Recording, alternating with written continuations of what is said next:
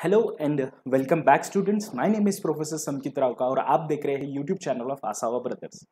सो आज हमारा fourth lecture आ रहा है। तो पहले 3 लेक्चर्स में हमने क्या क्या देखा, एक बार रिवाइज करते हैं। सबसे पहले हमने देखा कि सिलेबस का इंट्रोडक्शन, सिलेबस क्या है और कौन से सब्जेक्ट्स आपके पास अवेलेबल है।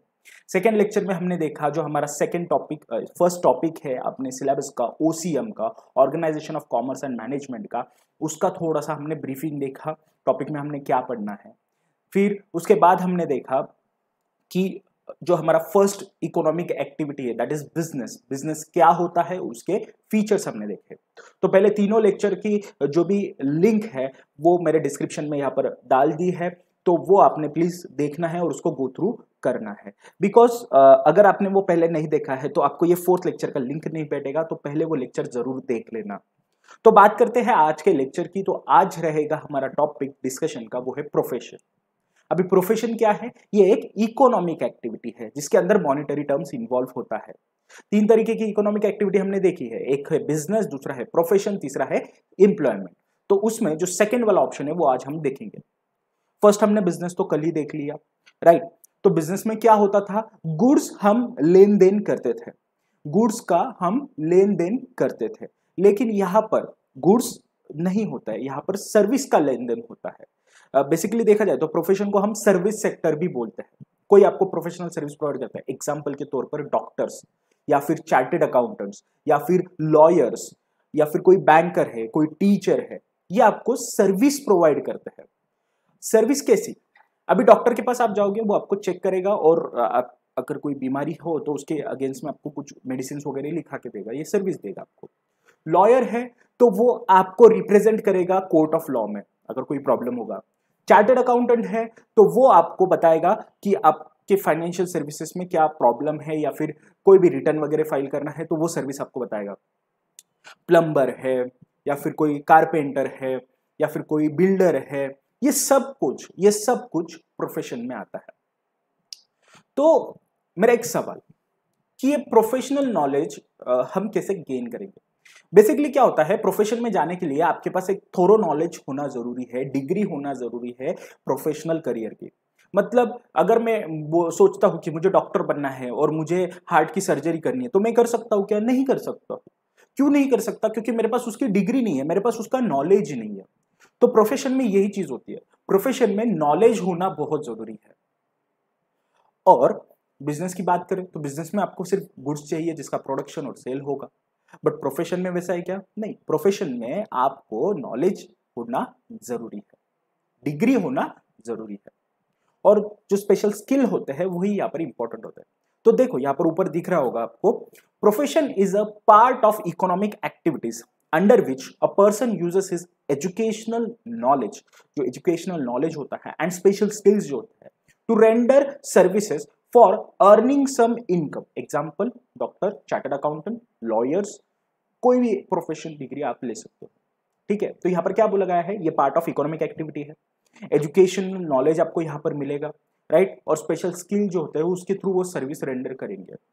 ओके, समझ में आ रहा है? प्रोफेशन का एक ब्रीफ आपको समझ में आया होगा, ये मैं होप करता हूं। तो आगे हम देखेंगे कि प्रोफेशन के फीचर्स क्या क्या है, राइट।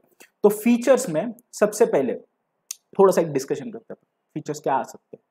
तो देखो प्रोफेशन है, राइट, ये कौन सी एक्टिविटी है? Economic activity.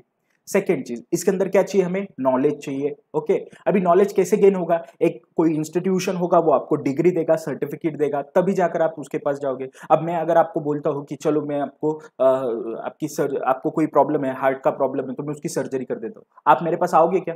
नहीं आओगे। आप किसके पास जाओगे? जिसके पास डिग्री है, जिसका नॉलेज है उसके पास, राइट। अगर मैं आपको बोलता हूँ कि मैं आपको फाइनेंशियल सर्विस प्रोवाइड करता हूँ, तो आप चेक करोगे कि मेरे पास वो डिग्री है या नहीं, मेरे पास वो नॉलेज है या नहीं। तीसरी बात, यहां पर जो भी प्रोफेशन में जो भी काम करता है वो 2 तरीके से काम कर सकता है। एक तो वो खुद का सेटअप कर सकता है, खुद की प्रैक्टिस कर सकता है, खुद का बिजनेस चला सकता है, और वो किसी कंपनी के लिए, किसी फर्म के लिए काम कर सकता है। से फॉर एग्जांपल, आप अगर डॉक्टर को देखते हो, डॉक्टर का प्राइवेट क्लिनिक भी हो सकता है, डॉक्टर किसी बड़े हॉस्पिटल में भी काम कर सकता है। आप किसी चार्टर्ड अकाउंटेंट को देखते हो, खुद की प्रैक्टिस भी हो सकती है, या फिर वो किसी कंपनी के अंडर भी काम कर सकता है, ग्रुप लीडर बोल के, या फिर जो भी उसका काम होगा वो। आप किसी लॉयर को देख सकते हो, जो बार काउंसिलेट में काम करता है या फिर प्राइवेट प्रैक्टिस करता है, अलग अलग तरीके होते हैं। और इन सब के कोई ना कोई इंस्टीट्यूशन होते हैं जो उनको सर्टिफिकेट देते हैं। जैसे कि अगर मैं चार्टर्ड अकाउंटेंट की बात करूं तो ICAI, institute of chartered accountancy of India, वहां से प्रोफेशनल डिग्री आपको मिलती है। अगर मैं बात करता हूँ डॉक्टर्स की तो IMA, Indian medical association, degree देती है। अगर मैं लॉयर की बात करता हूँ तो बार काउंसिलेट होता है उनका, वहां से उनको प्रोफेशनल लाइसेंस मिलता है। यहाँ पर लाइसेंस बहुत ज्यादा इंपॉर्टेंट होता है किसी भी प्रैक्टिस करने के लिए। एज वेल एज आप एम्प्लॉयमेंट में भी वो चीज काम मतलब एम्प्लॉयमेंट में भी काम कर सकते हो, राइट। तो देखते हैं इसके फीचर्स क्या क्या है अलग अलग प्रोफेशन के। अभी पुलिस है, मिलिट्री है, देन डॉक्टर है, नर्सेस है, कोई डांस टीचर है, कोई प्रॉपर, अभी जैसे कि मैं आपको पढ़ा रहा हूँ, मैं टीचिंग कर रहा हूँ, ये भी एक प्रोफेशन है। अलग अलग तरीके के प्रोफेशन हो सकते हैं। तो फीचर्स में सबसे पहले दिया है एम यानी कि टारगेट। देखो प्रोफेशनल करियर में टारगेट क्लियर होगा आपको। आप डॉक्टर हो तो आपको मेडिकल सर्विसेज प्रोवाइड करना है, आप लॉयर हो तो आपको लीगल सर्विसेज प्रोवाइड करना है, आप चार्टर्ड अकाउंटेंट हो तो आप फाइनेंशियल सर्विसेज प्रोवाइड करोगे, आप कोई पुलिस ऑफिसर हो तो जो सिक्योरिटी का सर्विसेज या उनका जो भी सर्विसेज हो वो प्रोवाइड करोगे। तो एम यहाँ पर क्लियर होता है। क्वालिफिकेशन, प्रॉपर क्वालिफिकेशन होना जरूरी है। देन है फाइनेंशियल रिटर्न्स, रिटर्न में आपको क्या मिलेगा, फीस मिलेगा जो आप सर्विस प्रोवाइड करोगे उसके लिए। कैपिटल, अगर आप प्रैक्टिस कर रहे हो, खुद की प्रैक्टिस करने की कोशिश करो, जैसे कि डॉक्टर को खुद का क्लिनिक डालना है, ह्यूज अमाउंट ऑफ कैपिटल लगेगा बिजनेस स्टार्ट करने के लिए या फिर उसका प्रैक्टिस सेटअप करने के लिए। ऑफ कोर्स उसको जगह लगेगी, उसको क्लिनिक में इक्विपमेंट लगेंगे, देन उसके बाद में फर्नीचर लगेगा, इस सबको पैसा तो लगेगा ना। रजिस्ट्रेशन एंड मेंबरशिप, रजिस्ट्रेशन करना पड़ेगा उनकी जो भी प्रोफेशनल इंस्टीट्यूशन है उसके अंडर। जैसे कि एग्जांपल के तौर पर मैंने आपको बोला CA institute, ICAI, institute of chartered accountancy of India.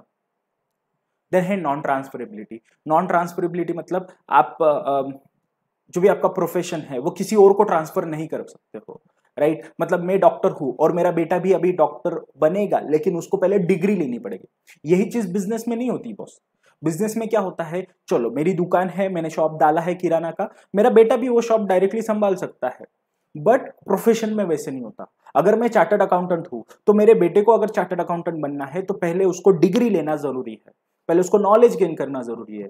Okay, तो यहाँ पर अगर उसके पास टैलेंट होगा तो वो डिग्री गेन कर पाएगा। बट ऐसा नहीं है कि मैं चार्टर्ड अकाउंटेंट हूं तो मेरे अंडर मेरे बेटा भी मेरा चार्टर्ड अकाउंटेंट ही है और वो प्रैक्टिस कर सकता है, ऐसा नहीं होता बच्चों। तो यही एक सबसे बड़ा प्लस पॉइंट होता है प्रोफेशन का, कि जो क्वालिफाइड पर्सन है वो ही प्रोफेशन अपना सकता है, प्रोफेशनल करियर बना सकता है। नेक्स्ट है नेचर ऑफ वर्क, काम का तरीका जो भी है, सर्विस प्रोवाइड करना है, ठीक है। तो अभी एक एक करके हम डिटेल में स्टडी करते हैं फीचर्स ऑफ प्रोफेशन। सबसे पहले एम, एम यानी क्या, target. Every profession is practice for earning money, also they render services to their clients and solve their problems। Services भी प्रोवाइड करने का काम वो करेंगे। नेक्स्ट क्वालिफिकेशन, क्वालिफिकेशन क्या होता है कि प्रॉपर डिग्री लेना। अ profession can be practice only after acquiring required knowledge of required qualification and knowledge. This knowledge has to be gained by the systematic and formal training. One cannot practice profession unless this knowledge is acquired. जब तक knowledge नहीं लोगे, जब तक आप time उसमें spend नहीं करोगे, तब तक आप वो प्रैक्टिस नहीं कर पाओगे। मैं आज चार्टर्ड अकाउंटेंट बन रहा हूँ और मुझे अगर डॉक्टरी की प्रैक्टिस करनी है तो फिर मुझे उसका भी टोटल डिटेल में नॉलेज लेना जरूरी होता है। नेक्स्ट फाइनेंशियल रिटर्न, रिटर्न क्या रहेगा यहाँ पर, जो फीस आप चार्ज करोगे वो, या सर्विस प्रोवाइड करने के बाद में जो चार्जेस लेते हो वो। अभी डॉक्टर को आप चेक करने के लिए जाते हो, 200 रुपए चेकिंग फीस देते हो, that is financial return. Since profession is an economic activity, professional gets fees in return of their services. Professionals can be employed in an organization or may be self-employed. ये दो चीजें मैंने बोला आपको, खुद का सेटअप कर सकते हो, सेल्फ एम्प्लॉयड हो सकते हो, या फिर कहीं पे एम्प्लॉयमेंट में जा सकते हो, किसी कंपनी में जा सकते हो। डॉक्टर खुद का क्लिनिक चलेगा, सेल्फ एम्प्लॉयड। डॉक्टर किसी बड़े हॉस्पिटल में काम कर रहा है, एम्प्लॉयमेंट। देखो next, for example a CA working in a company, यहाँ पर CA का एग्जाम्पल दिया है।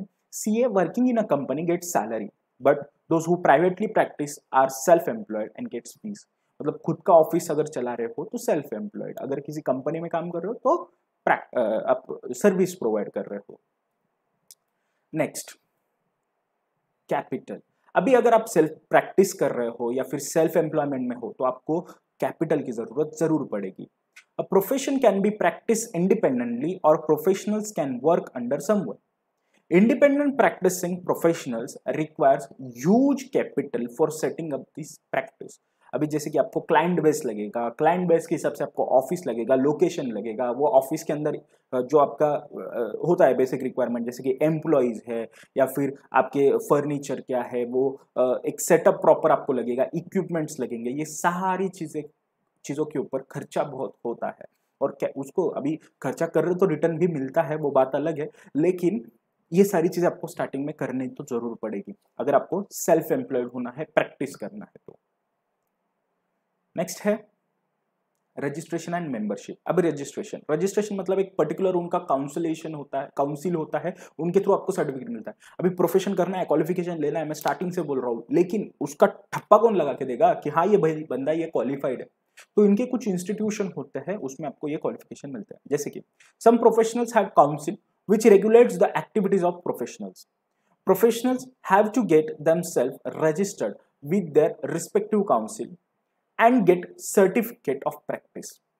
For example, ICAI Institute of Chartered Accountancy of India, ये चार्टर्ड अकाउंटेंसी का एक इंस्टीट्यूशन है, गवर्नमेंट इंस्टीट्यूशन है। Indian medical association for doctors, IMA।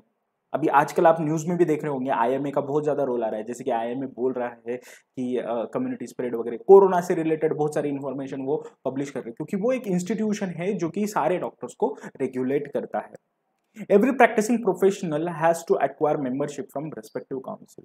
उनकी जो काउंसिल होगी उनसे मेंबरशिप लेना जरूरी है।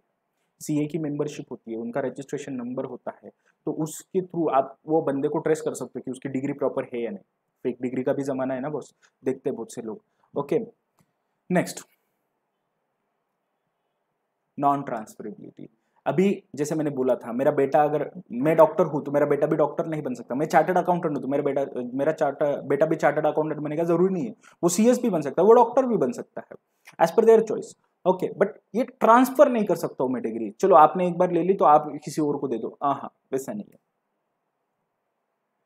Profession cannot be transferred from one person to another on will of professional. For example, a doctor cannot pass his medical practice to his son or daughter who has not completed concerned medical education. Boss easily transferable नहीं होता। Next, nature of work, काम करने का तरीका। देखो simple है, आप service provide करोगे और आप उसके अगेंस्ट में फीस चार्ज करोगे।